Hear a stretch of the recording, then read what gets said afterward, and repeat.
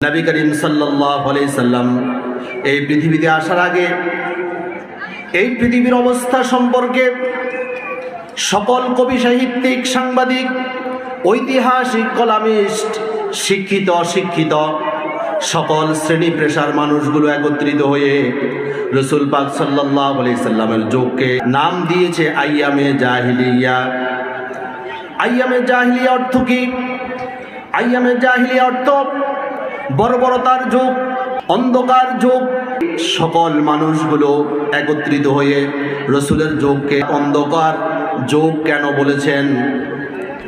তখন কি সূর্য আলো দিত না? চন্দ্র কি উদয় হতো না? অবশ্যই চন্দ্র এবং সূর্য তারা আপন গতিতে, আপন কক্ষপথ থেকে তারা আল্লাহ সুবহানাহু ওয়া তাআলার নির্দেশে তারা আলো বিতরণ করে চলছিল। এরপরেও সকল শ্রেণী পেশার মানুষগুলো ওই যুগকে আইয়ামে জাহিলিয়া হিসেবে আখ্যায়িত করেছেন। কারণ ওই সমস্ত মানুষগুলো চেহারা শুরুতে তারা মানুষ ছিল, আদর্শের দিক থেকে, নৈতিকতার দিক থেকে তারা একেবারে অধপতিত ছিল। ওই মানুষগুলোর ভিতরে কোনো মনুষ্যত্ব ছিল না। মনুষ্যত্বের যে আলো থাকা দরকার ছিল, তারা সব মনুষ্যত্ব হারিয়ে একেবারে অজ্ঞতার ভিতরে তারা নিমজ্জিত। মা বাবা একসাথে বসে মদ পান করত। কোনো মানুষ যখন মারা যেত, তার ব্যবহৃত তরবারিটা বের করে তারা তরবারির কয়টা ভাঙ্গা আছে ভাঙ্গাগুলো গণনা করত।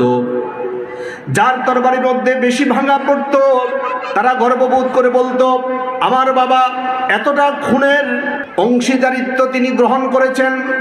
খুন খারাপি, অত্যাচার, রাহাজানি, গুম খুন, হত্যা, রাহাজানি, এই সব পাপ রাশিগুলো তাদের কাছে সবচাইতে গর্বের বিষয় ছিল।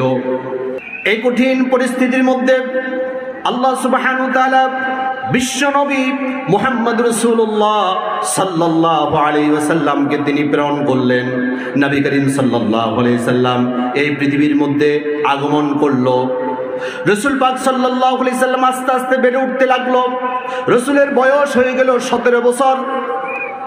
17 বছর বয়সে নবী করিম সাল্লাল্লাহু আলাইহি সাল্লাম তাকে দেখলো সমাজের মধ্যে কোনো মানবতা নাই, চুরি, ডাকাতি, হত্যা, রাহাজানি, সামাজিক অবক্ষয়গুলো মানব জীবনকে দুর্বিষহ করে তুলেছে।